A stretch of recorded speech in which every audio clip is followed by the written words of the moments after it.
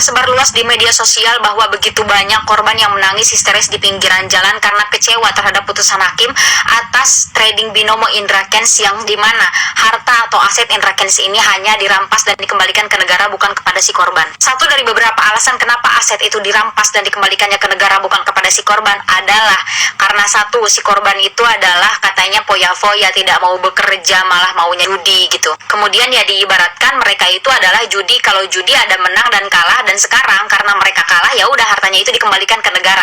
Ini menurut pandangan saya yang awam, teman-teman juga bisa diskusi di kolom komentar. Jadi gini, di awal itu kan mereka nggak tahu kalau trading itu sebenarnya judi di binomo itu, karena mereka tergiur dengan kontennya si Indra Kents. Karena kalau emang benar-benar mereka emang niatnya judi gitu, niatnya hamburkan uang, kan masih banyak tuh platform-platform yang emang jelas-jelas mereka itu judi gitu, bukan platform judi tapi dibalut oleh trading. Yang kedua, kenapa katanya alasan si aset itu dikembalikannya ke negara bukan kepada si korban adalah karena mereka ingin memberikan efek jerah kepada si korban agar tidak mau judi-judi lagi.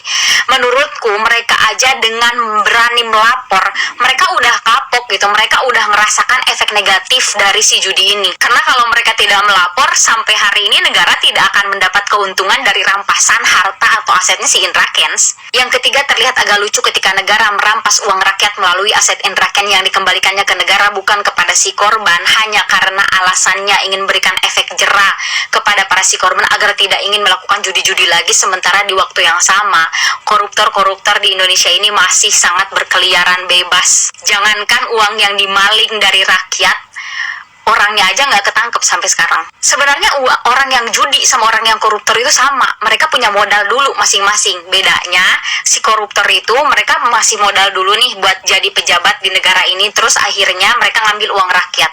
Beda sama yang trading, yang judi ini, dia benar-benar modalnya dari dia, yang rugi juga dia, dan dia tidak mengambil uang orang lain gitu. Sederhana gini, pada tahun 2021 kerugian negara akibat korupsi itu sebanyak 62,9 triliun, dan yang dikembalikan kepada negara itu hanya 1,4 triliun saja.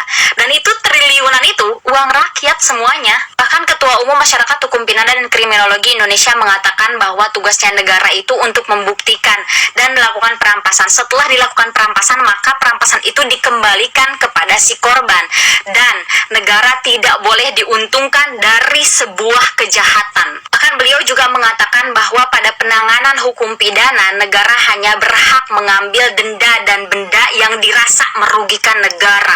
Jadi apakah trading binomo ini negara dirugikan? Sebenarnya sehingga mengharuskan aset Indra Kents itu dikembalikannya ke